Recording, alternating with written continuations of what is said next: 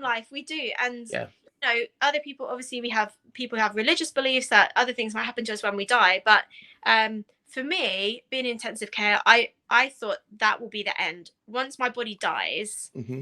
I think my energy will go somewhere, but this body will be dead.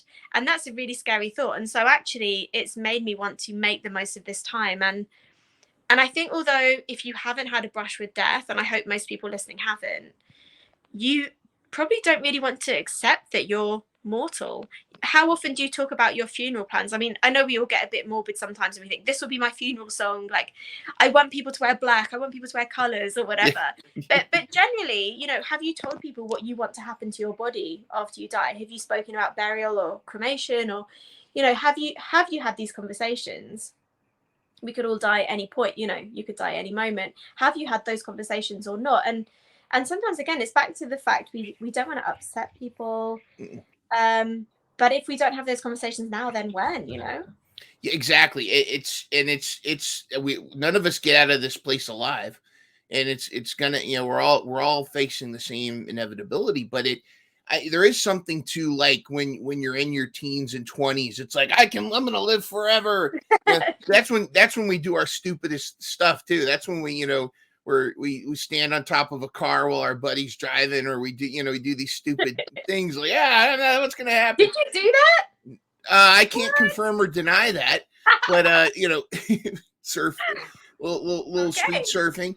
But no, but here's the thing: uncoordinated me didn't last long on the top of that thing.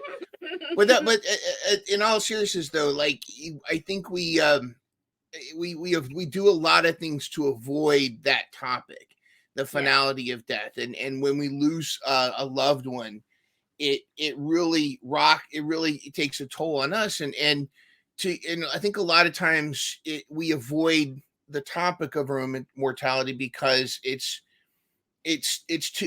too much sometimes for people to handle. But I think a lot of people would get so busy with life, they get in their routines, and I find it interesting that we tend to get really upset about stuff that really in the long term doesn't really matter, but then we barely talk about the stuff that really does matter. Yeah. And I think that what I love about platforms like this is, I think this is the stuff that we really need to kind of put out there. And like, we recently had to put one of our pets down. I know you lost your pug friend there a while back, and people, I think there's some folks that don't understand that a pet is a part of your family. Yeah. You know, they do, and losing a pet is a lot of times is like losing a family member. I'm so sorry. Who was it? If you our dog Nana. It was actually my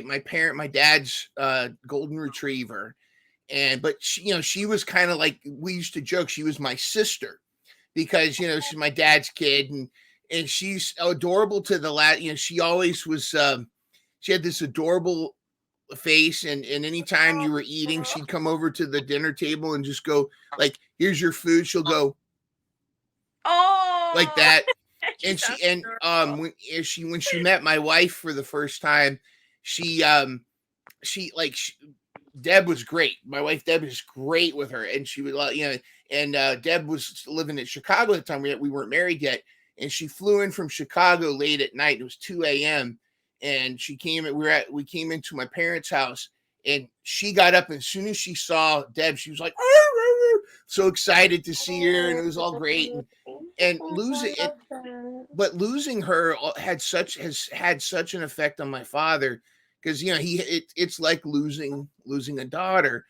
And, you know, he and I have talked a lot about it. He and I have had some deep discussions. He's doing better about it now, but it's something that you have to remember, that, you know, not just pets, but, you know, everything here is temporary, and we got to make the most of the time that we have, but also we got to make the most of the relationships that we have too. You know what I mean? Mm-hmm. Because those could be fleeting. Definitely. And I love just the fact that you've even given your dad space. Like, that's what's important. Mm-hmm. Just someone to listen. And often that's what we just need. Like, give someone the space to be heard, because otherwise, you know, it's all just going on up there. So much happening yeah, to just, be able to sound it out with someone. They say a problem shared is a problem halved. And I think that's the same with our mental health struggles. Like, Mhm. if you can sound it out to someone, if you feel heard and listened to, at least you have support around you. Even if, they can't give you advice, they can't find a magic solution for, especially for grief and pain, Yeah. that dad's feeling.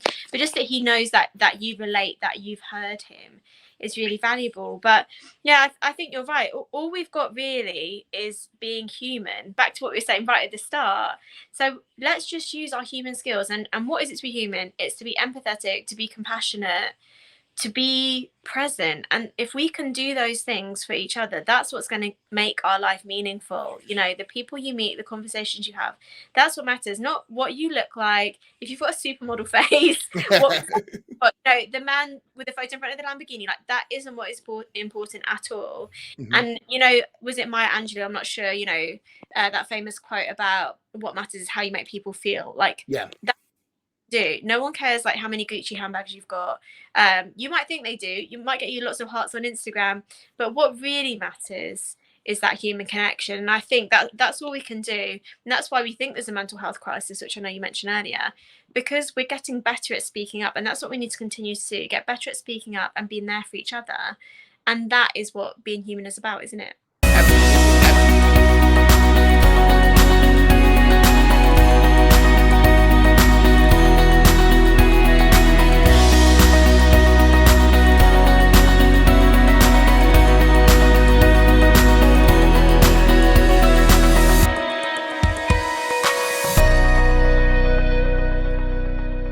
Catch new episodes of Mental Health Mondays every Monday morning at 7 a.m. Start your week off with a smile and some inspiration.